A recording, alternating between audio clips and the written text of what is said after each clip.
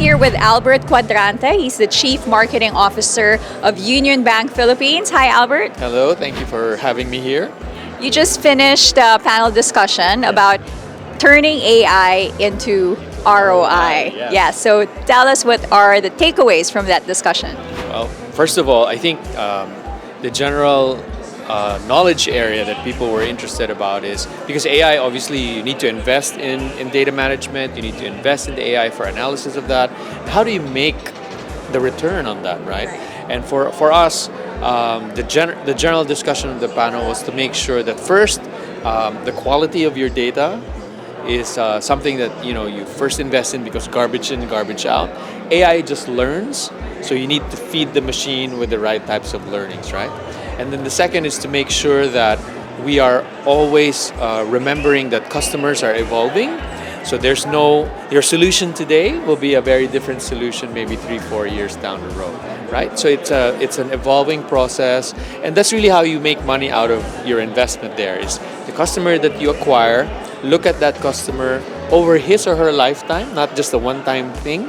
And that's why the emphasis was all about looking at the customer from a lifetime relationship. And how is Unionbank utilizing AI in your company? Well, as you know, Unionbank is very much at the forefront of digital transformation, digital banking, and from a very early stage, even pre-pandemic, we made a deliberate and conscious effort to embed AI in our digital transformation initiatives. And this is really why we're reaping the gains from that kind of an investment, because we've used AI to personalize our product offers. So it allows us to customize the interface in the app. So for example, if you open an app, you might see a different interface versus your friend because you have a different lifestyle, you have a different way of using, you have a different way of engaging with the bank. What do you see in the future of AI? Oh, I think we're going to see AI more as a almost like a hygiene in terms of how we do business. Right now, it's kind of the in thing. It's in an infancy stage. Everybody's very excited about it, but as in any other technological development, it becomes almost like a given. If you don't have it, it's going to be a disadvantage for you. But if you have it, and if you have the right form of it, if you've been able to socialize it in your organization, not just for, let's say, marketing or for operations, but even for HR, for example, it'll allow you to transform the quality of people that you hire, the way you onboard your teams, the way squads work. I think it's going to be amazing. I think it'll all boil down to being able to really harness and use the AI in a way that is consistent with your company's purpose and strategies. And lastly, do you see an integration between AI and blockchain technology? For sure. I think blockchain blockchain is getting to be more democratized. It's getting to be socialized. It's demystified almost, right?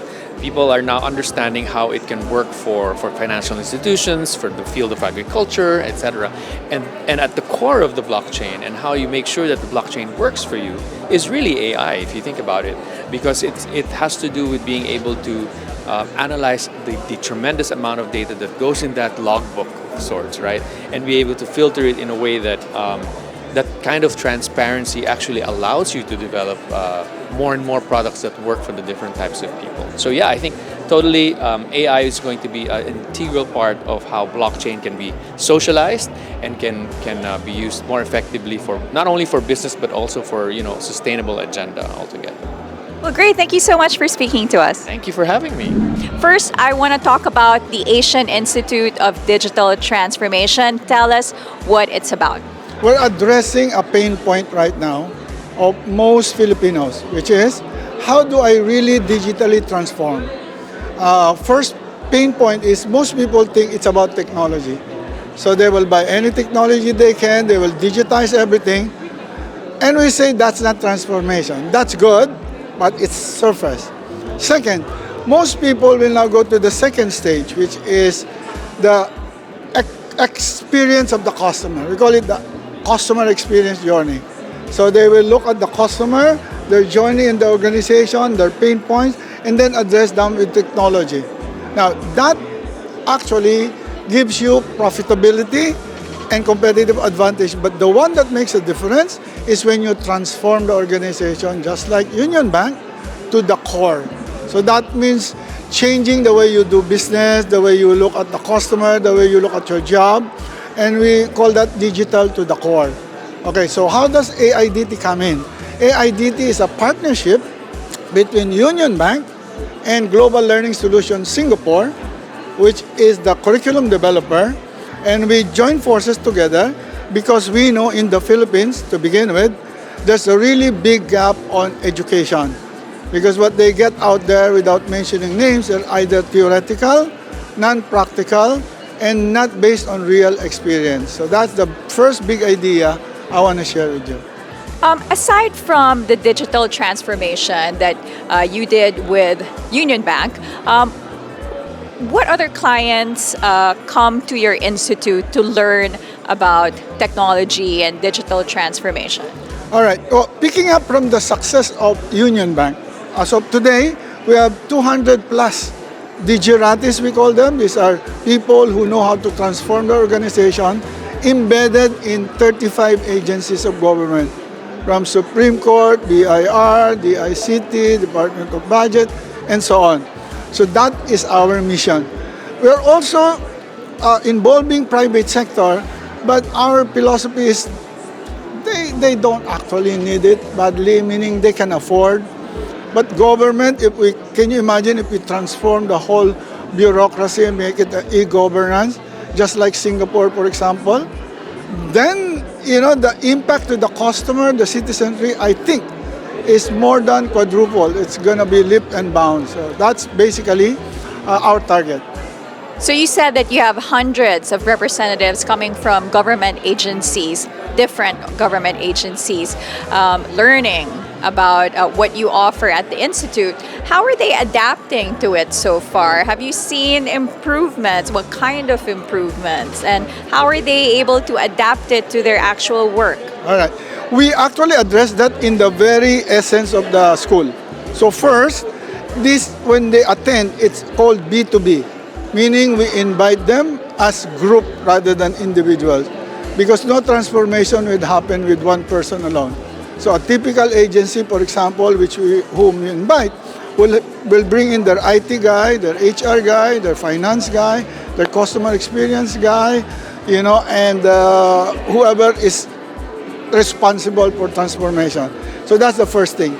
So we bring them as a team, and therefore they bring the problems that they need to solve in their organization.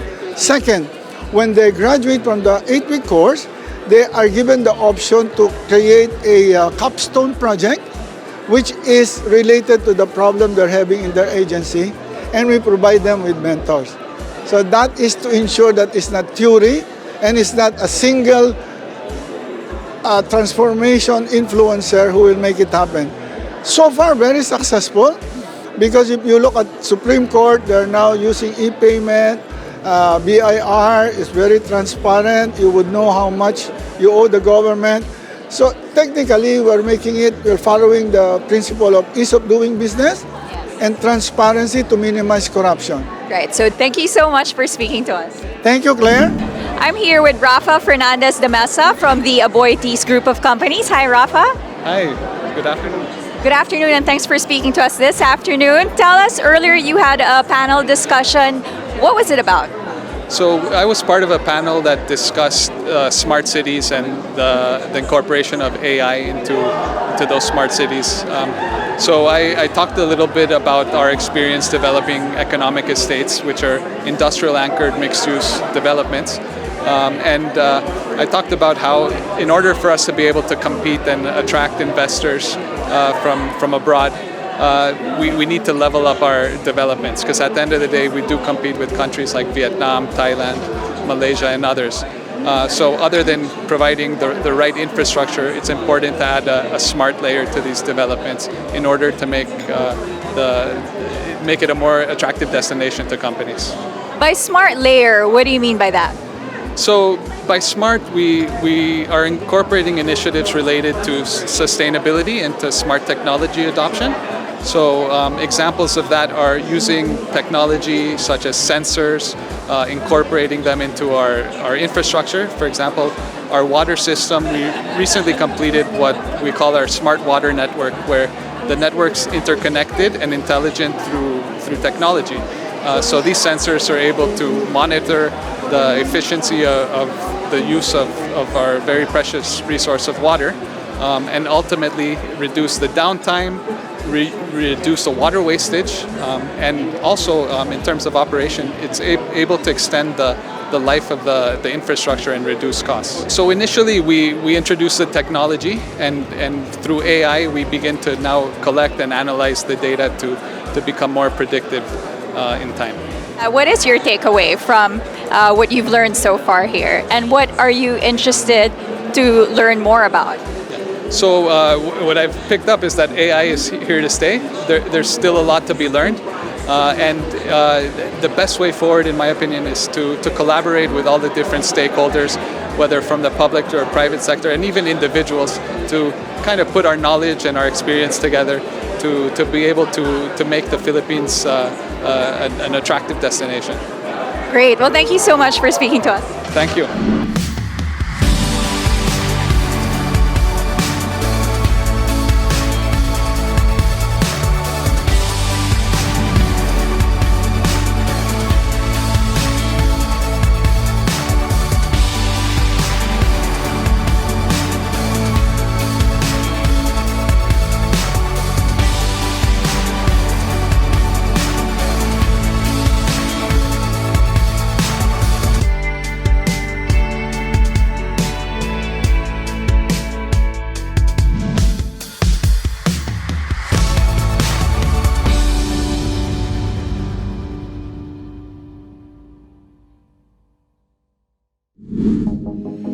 Bitcoin mining, Bitcoin wallet, blockchain, stablecoins, MetaNet, the evolution of money. Everybody is talking about Bitcoin today, but what exactly is it? Learn the basics from experts. Learn what Bitcoin is, how it works, and why it matters. Blockchain 101, your ultimate guide to the fundamentals of blockchain.